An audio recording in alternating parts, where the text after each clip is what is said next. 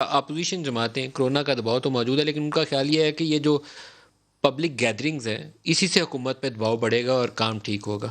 بہت ضروری ہے کہ یہ کیے جائے جلسے جلوس.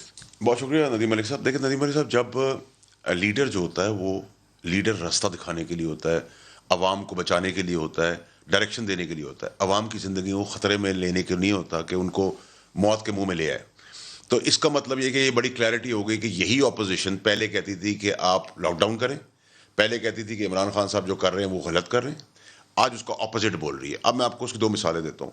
زرداری صاحب کے گھر میں ایک شادی کا فنکشن ہونے والا ہے، یا منگنی ہے جو بھی ان کی بیٹی کی ہے.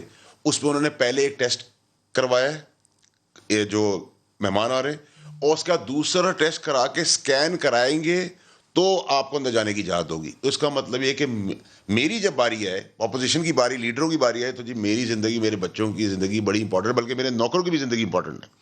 لیکن جب اپنے نیریٹو کو بائی کرنا ہے، اپنی کرپشن چھپانی ہے، اپنی چوری کرنی ہے، اپنے اقتدار کو کرنا ہے، جیلوں سے چھٹکارا پانا ہے، این آر او لے کے ملک سے باہر بھاگ جانا ہے، تو آپ عوام کو کووڈ کے اندر گھسیٹ لیں.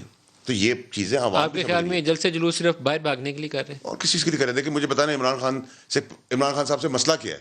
مسئلہ یہ ہے کہ ان کو اقتدار ووٹ کیوں ملے. اس کو کہا جی وہ رگڈ ہیں، ہمارے الیکشن رگڈ ہیں.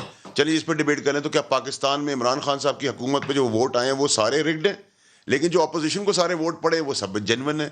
پیپلز پارٹی کی سندھ میں حکومت بن گئی وہ جینون ہے. نواز شریف کا بیانیہ بھی یہی ہے کہ پیپلز پارٹی کی جو حکومت بنی ہے وہ رگڈ الیکشن نہیں ہے، لیکن جس الیکشن سے ہم جیتے ہیں وہ رگڈ ہیں.